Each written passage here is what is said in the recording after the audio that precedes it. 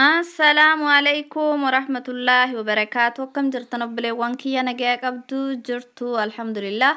الرب بلوانكية كبيارة كيس سجراني في دادا أكتباسني في أنن كم راكباسن فيديو أصدر وجتها مكابد سنيد في جرا إن شاء الله. أنا اللي فيك يا أصدر فيديو جدس النجاسي سجرا فيديو كليس سجدي سكيس تلين وفينجلي سارجتو دندنا يوكان مو بيامبا بيارة جرا قاف بيكين نتجلي اتو مرغتون دندن ور جتني في بيا كم يو كيس جراتن بيا عربا بيا فيتن بيا فرنجي تاي بيا مبر بعدن كيس يو جرات وانو مرغمو دندهو انن مسن قف بيتت رمله وجي نسانا مهن ايبو كانا فيديو بوليتين تنتك اصدر يرو ديرادا في بيا عربا كيست انن بيا عربا ككريمي راهو جتمو المراي جرما سن رايسين نجته بافته اكرالالتني سن سرابرتني قبدي سن دفجر ان شاء الله ماشيني كميني يوجتمون دندا كجوسي كيست بشا وجي ولت مكتني داكو دندتني اما سي ككيكي تين ان كاناني لي دوفتني راباسو دندتني وبربادنمو كشنكرتي تداك مسن كيست غوتني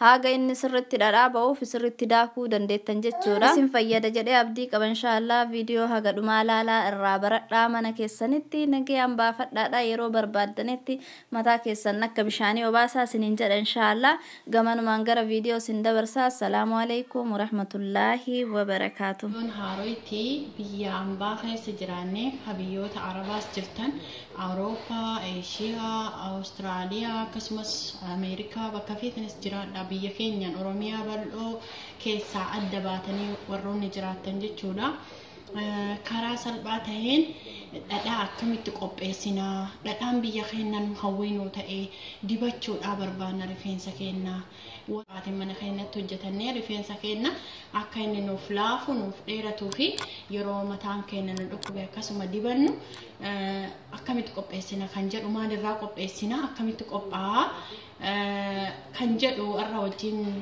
laaluuf deemna.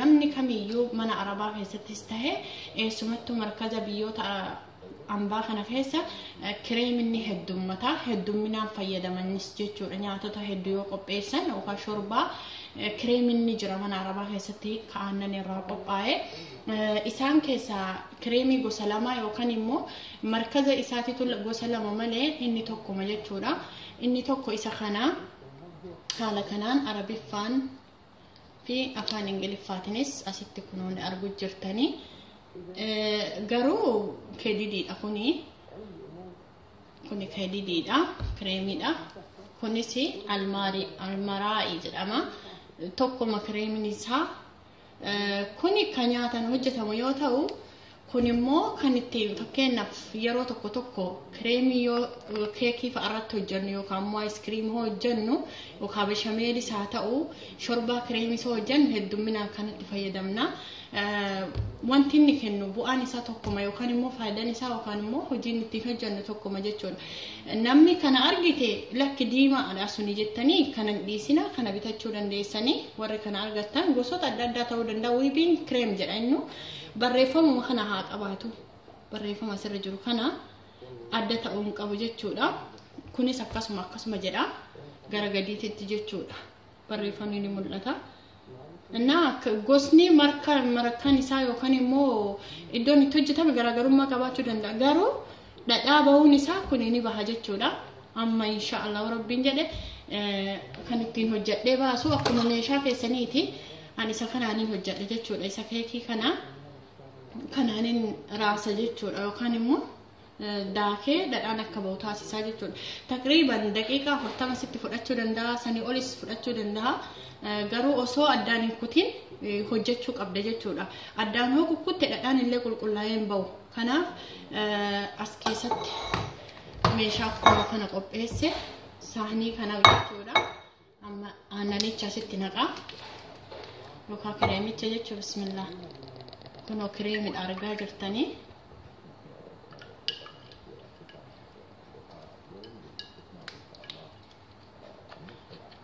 lachuu walitti makaa garuu bifti dhadhaadhaa tokko keelloo ta'uu danda'a tokko adii ta'uu danda'a fakkeenyaaf amma diimaan kuni bifa keelloo kennuu danda'a dhadhaa bifa keelloo jechuudha kun immoo bifa adii kennaa ani waan baasee dhadhaan lafa jiruufi kunoo asumatti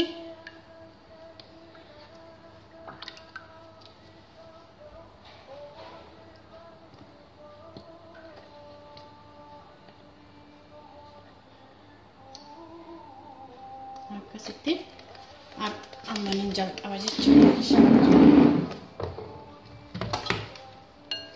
Daqiiqa 40 tura. Okay, haala kana kana daqiiqa 40 addaan akkitu daqiiqa 40 booda walitti deebina inshallah.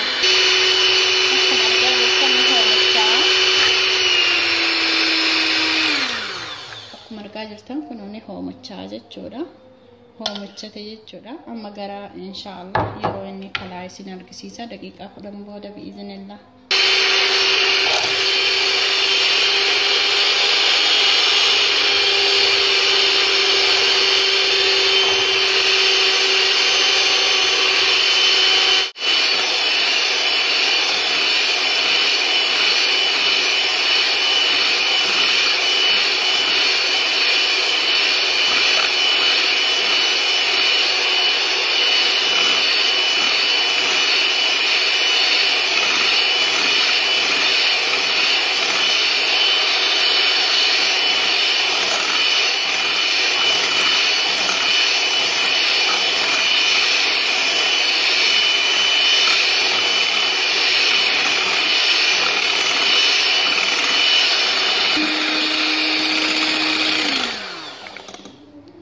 Akkuma argaa jirtan kana hedduu furdata.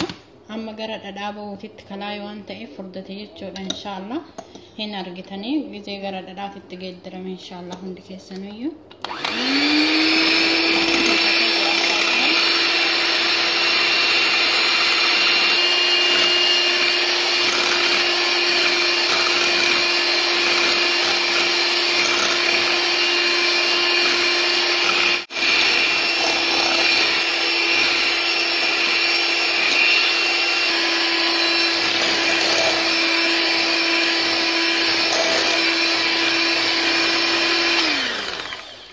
Amma gara dhadhaa jijjiiramuuf homaa nafne daqiiqaa muraasa tofa akkana ta'ee jira jechuudha. Inshallah amma dhadhaatti jijjiiramu jira jechuudha inshallah.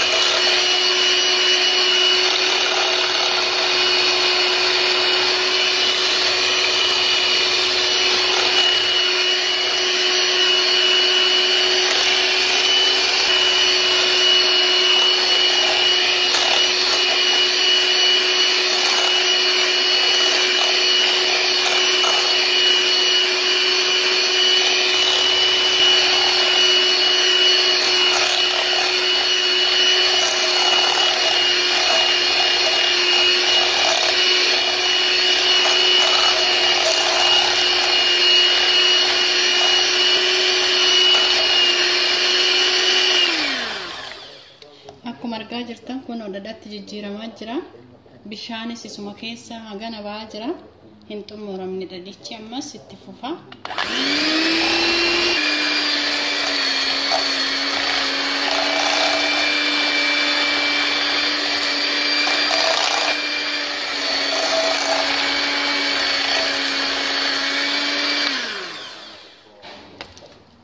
Egaa obboleeyyan kiyya akkuma argaa jirtan asirrattis ni mul'ata. Dhadhaa ta'uun isaa ifaaf bilisa. Kun akkuma argaa jirtan geessinee jira alhamdulillah. Galanni ka rabbii guddaati.